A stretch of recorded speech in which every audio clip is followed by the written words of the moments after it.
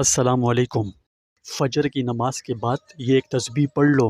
جس کسی نے بھی یہ تسبیح پڑھی اسے غیب سے لاکھوں روپے ملے۔ آج کا جو وظیفہ ہم آپ کو بتانے جا رہے ہیں یہ ایک فقیر نے ہمیں دیا ہے۔ اگر آپ یہ وظیفہ کر لیں تو انشاءاللہ غیب سے لاکھوں روپے ملیں گے۔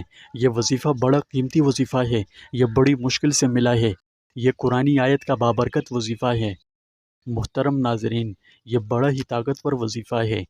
اگر آپ رزق کی تنگی کی وجہ سے پریشان ہیں، مہنگائی نے جینا دشوار کر دیا ہے، تو آپ یہ وظیفہ کر لیں کہ نماز فجر پڑھنے کے بعد اسی جگہ بیٹھے رہیں اور اپنا سارا دھیان اس وظیفے پر رکھیں، اور دل میں یہ نیت ہو کہ آپ یہ عمل اس لیے کر رہے ہیں کہ اس عمل کی برکتیں بہت زیادہ ہیں۔ ان برکتوں سے رزق میں اضافہ ہوتا ہے، غربت دور ہوتی ہے، محتاجی سے حفاظت ہوتی ہے، تنگ دستی ختم ہوتی ہے، اور اللہ تبارک و تعالی خوش ہوتے ہیں، اور اپنے بندے اور بندیوں کو جو یہ عمل کرتے ہیں ان کے مال میں برکتیں عطا فرماتے ہیں، مفلسی کو ان سے دور کر دیتے ہیں، کبھی اپنے سوا کسی کا محتاج نہیں بننے دیتے، ہمیشہ اس پر اپنی برکتیں نازل فرماتے ہیں۔ جن لوگوں نے یہ وظیفہ کیا اللہ نے ان کے رزق میں اتنی وسعت عطا فرما دی کہ وہ زندگی میں آج کسی مالی پریشانی کے سبب پریشان نہیں ہیں۔ اگر آپ کے بھی مالی حالات اچھے نہیں ہیں یا آپ اپنے رزق میں مزید اضافہ چاہتے ہیں تو یہ ممکن ہے۔ بس آج کا یہ وظیفہ دھیان سے سمجھ کر اسے نماز فجر کے بعد کر لیں۔ یہ قرآن مجید کی سورہ شورا جو کہ قرآنی ترتیب میں 42ویں نمبر کی صورت ہے، اس صورت کی آیت نمبر 19 یہ جو اسکرین پر نظر آ رہی ہے، اس مبارک آیت کو آپ نے فجر کی نماز کے بعد پڑھنا ہے۔ پڑھنے کا مکمل طریقہ اچھی طرح سمجھ لیں، پھر بعد میں کوئی بات سمجھ میں نہ آئے تو آپ ہی کے لیے پریشانی ہوگی۔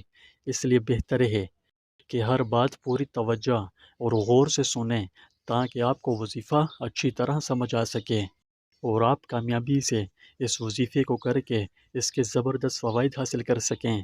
عمل کا مکمل طریقہ یہ ہے کہ اکثر لوگوں کو یہ شکایت رہتی ہے کہ ان کا وضو زیادہ دیر تک نہیں رہ پاتا، یعنی تھوڑی ہی دیر میں ٹوٹ جاتا ہے۔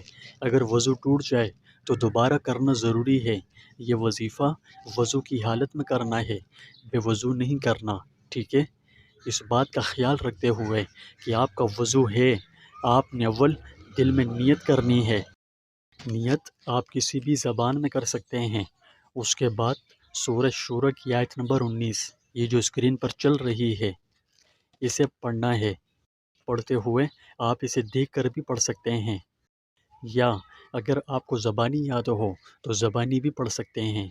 یعنی اگر کسی کو یہ آیت زبانی یاد نہ ہو تو اسے دیکھ کر بھی پڑھنے کی اجازت ہے، اور جنہیں زبانی یاد ہے تو زبانی پڑھ سکتے ہیں، ٹھیک ہے؟ سورہ شورہ کی یہ آیت آپ نے 70 دفعہ پڑھنی ہے۔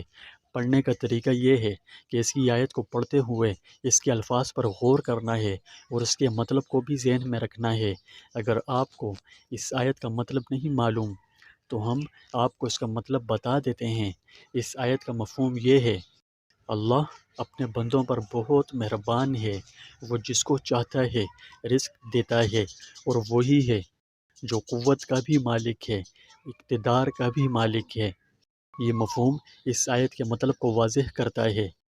اگر اس کے مفہوم کو ذہن میں رکھ کر پڑھنے میں آپ کو دشواری ہوتی ہو تو آپ صرف اس کے یعنی آیت کے الفاظ پر بھی توجہ کر کے یہ عمل کر سکتے ہیں۔